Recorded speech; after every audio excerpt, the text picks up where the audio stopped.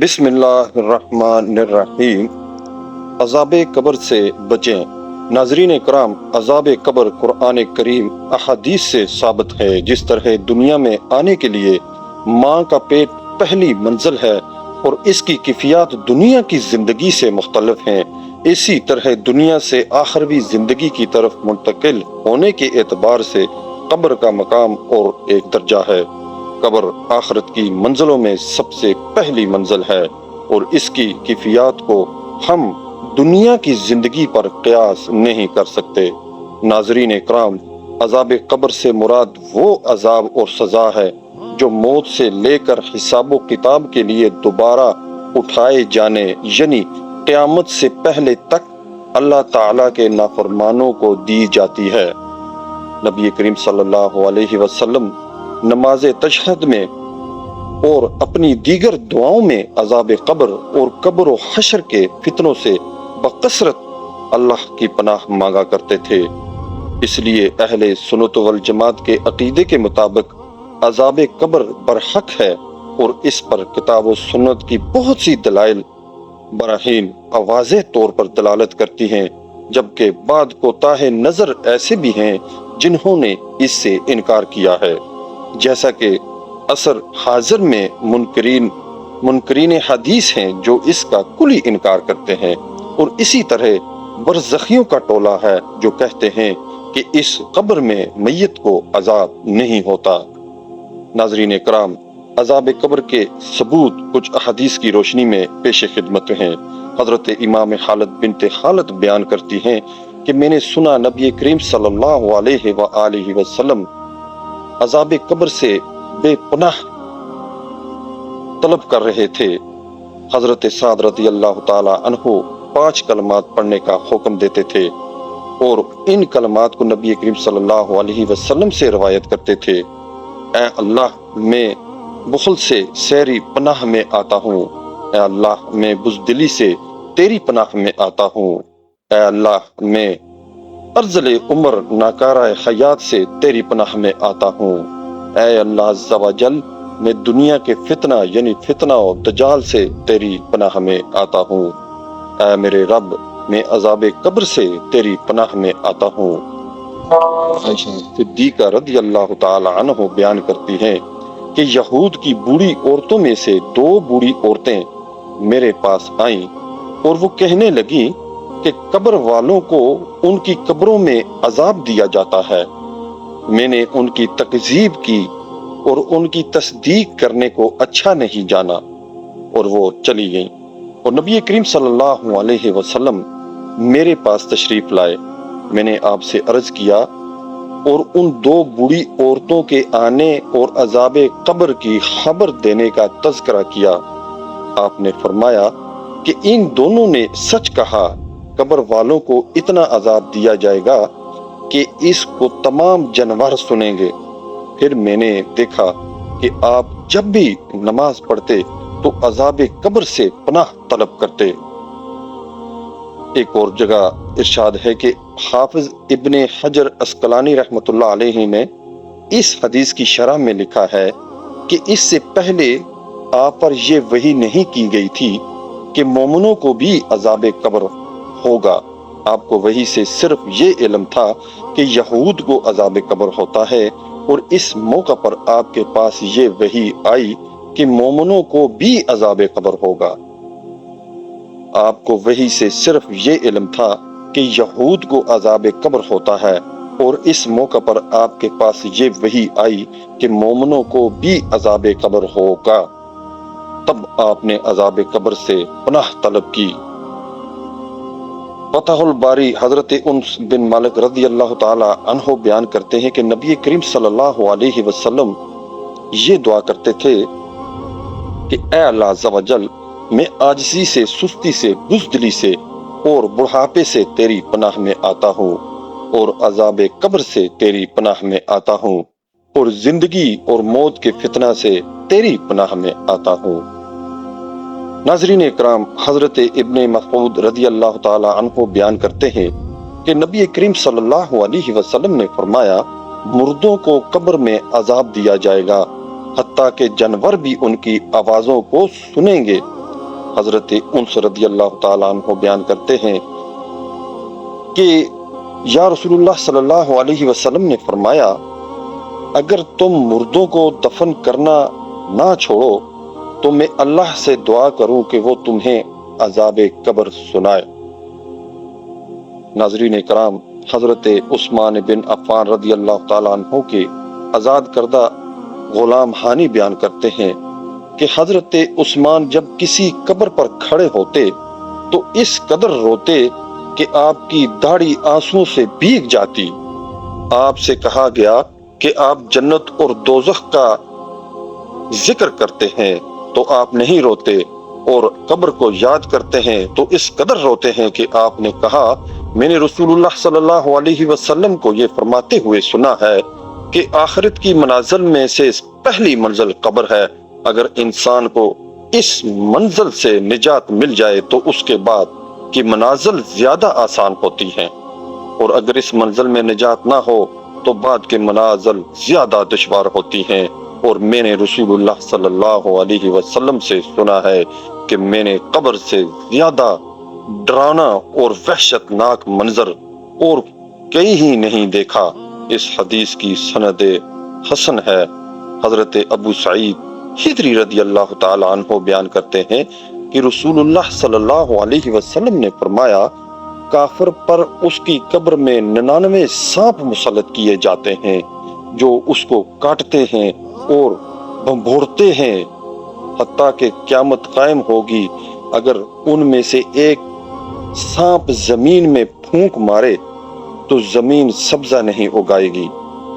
ناظرین اکرام، حضرت ابو ہریرہ رضی اللہ تعالی عنہ بیان کرتے ہیں کہ رسول اللہ صلی اللہ علیہ وسلم نے فرمایا مومن کے لیے قبر میں ضرور سرسبز باغ ہوتا ہے، اس کی قبر میں 70 ہاتھ وسعت کر دی جاتی ہے اور اس کی قبر کو 14ویں رات کی چاند کی طرح منور کر دیا جاتا ہے۔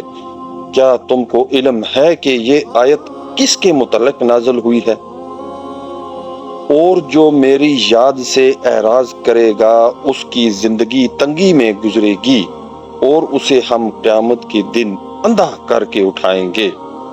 آپ صلی اللہ علیہ وسلم نے فرمایا کیا تم جانتے ہو کہ تنگی میں زندگی گزارنے سے کیا مراد ہے؟ مسلمانوں نے کہا اللہ اور اس کے رسول ہی کو علم ہے۔ آپ صلی اللہ علیہ وسلم نے فرمایا اس سے مراد کافر کا عذاب قبر ہے، اور اس ذات کی قسم جس کے قبضہ قدرت میں میری جان ہے، کافر کے اوپر 99 تنین مسلط کیے جائیں گے۔ تم کو معلوم ہے کہ تنین کیا چیز ہے؟ وہ 70 سانپ ہیں جو سانپ کے 7 سر ہیں، وہ اس کو قیامت تک کاٹتے اور ڈنک مارتے رہیں گے۔ ناظرین اکرام، حضرت ابو ہریرہ رضی اللہ تعالی عنہ بیان کرتے ہیں کہ رسول اللہ صلی اللہ علیہ وسلم نے فرمایا جب تم میں سے کسی شخص کو قبر میں دفن کیا جاتا ہے تو اس کے پاس 2 سیاہ روشنیلی آنکھوں والے فرشتے آتے ہیں، ان میں سے ایک کو منکر اور دوسرے کو نکیر کہا جاتا ہے۔ وہ کہیں گے کہ تم اس شخص کے متعلق کیا کہتے ہیں؟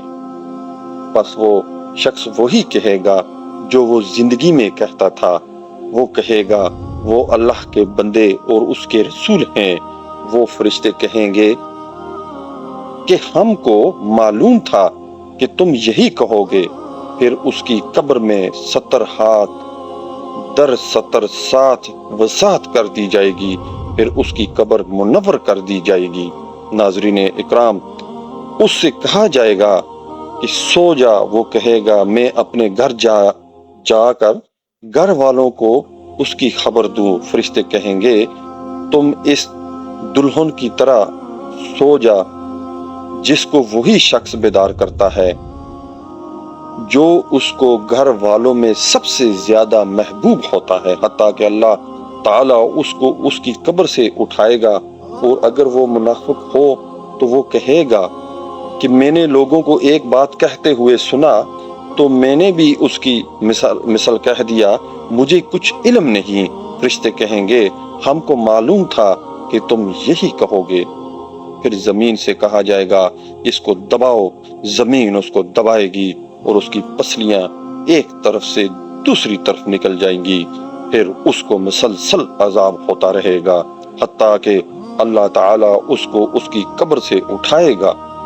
ناظرین اکرام، حضرت انس رضی اللہ تعالیٰ عنہ بیان کرتے ہیں کہ نبی کریم صلی اللہ علیہ وسلم نے فرمایا، جب بندے کو اس کی قبر میں رکھ دیا جاتا ہے اور اس کے ساتھ پیٹھ پھیر کر چلے جاتے ہیں تو وہ لوگوں کی جوتیوں کی آواز بھی سنتا ہے۔ اس کے پاس دو فرشتے آ کر اس کو بٹھا دیتے ہیں اور اس سے کہتے ہیں کہ تم اس شخص سیدنا محمد صلی اللہ علیہ وسلم کے متعلق کیا کہا کرتے تھے؟ وہ کہتا ہے کہ میں گواہی دیتا ہوں کہ یہ اللہ کے بندے اور اس کے رسول صلی اللہ علیہ وسلم ہیں۔ پھر اس سے کہا جاتا ہے کہ دیکھو، اپنے دوزخ کے ٹھکانے کو اللہ نے اس کو تمہارے لیے جنت کے ٹھکانے سے تبدیل کر دیا ہے۔ نبی کریم صلی اللہ علیہ وسلم نے فرمایا، وہ اپنے دونوں ٹھکانوں کو دیکھے گا اور کہے گا، منافق تو وہ کہتا ہے میں نہیں جانتا، میں وہی کہتا تھا جو لوگ کہتے تھے۔ اس سے کہا جائے گا، تم نے نہ کچھ جانا نہ کہا۔ پھر اس کے دو کانوں کے درمیان لوہے کے ہتھوڑے سے ضرب لگائی جاتی ہے جس سے وہ چیخ مارتا ہے اور جن و انس کے علاوہ سب اس کی چیخ کو سنتے ہیں۔ ناظرین اکرام، حضرت عثمان بن عفان رحمۃ اللہ علیہ بیان کرتے ہیں کہ نبی کریم صلی اللہ علیہ وسلم نے جب میت کو دفن کر کے فارغ ہوئے تو آپ اس کی قبر پر کھڑے رہے اور فرمایا، اس کے لیے ثابت قدم رہنے کی دعا کرو کیونکہ اس سے سوال کیا جائے گا۔ ناظرین اکرام، حضرت جابر رضی اللہ تعالیٰ عنہ بیان کرتے ہیں کہ نبی کریم صلی اللہ علیہ وسلم نے فرمایا، جب میت کو قبر میں داخل کیا جاتا ہے تو اسے ڈوبتے ہوئے سورج کی مثال دکھائی جاتی ہے تو وہ آنکھیں ملتا ہوا بیٹھ جاتا ہے اور کہتا ہے کہ مجھے نماز پڑھنے دو۔ حضرت ابو ہریرہ رضی اللہ تعالی عنہ سے روایت ہے کہ رسول کریم صلی اللہ علیہ وآلہ وسلم نے فرمایا کہ پیشاب کی چھینٹوں سے بچو کیونکہ عمومی قبر کا عذاب اسی وجہ سے ہوتا ہے۔ اس حدیث میں نبی صلی اللہ علیہ وسلم نے عذاب قبر کے اسباب میں سے ایک سبب کو ہمارے لیے بیان فرمایا ہے جو کہ بہت زیادہ پایا جاتا ہے، یعنی پیشاب سے نہ بچنا اور اس سے پاک صاف نہ رہنا۔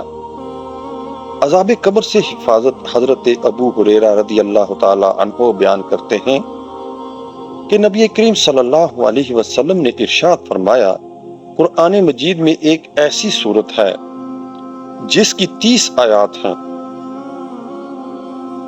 اور وہ آدمی کی سفارش کرے گی حتیٰ کہ اسے بخش دیا جائے گا، اور وہ سورۃ الملک ہے۔ اس حدیث سے مراد اور مقصود یہ ہے کہ انسان اس سورت کو ہر رات پڑھے اور اس کے احکام پر عمل کرے اور اس میں پائے جانے والے اخبار پر ایمان لائے۔ حضرت عبداللہ بن مسعود رضی اللہ تعالی عنہ کہتے ہیں کہ جس نے ہر رات سورۃ الملک پڑھی، اللہ تعالیٰ اس کی وجہ سے اسے عذاب قبر سے نجات دے گا۔ ہم اس سورت کو نبی صلی اللہ علیہ وسلم کے دور میں المانع بچاؤ کرنے والی سورہ کہتے تھے۔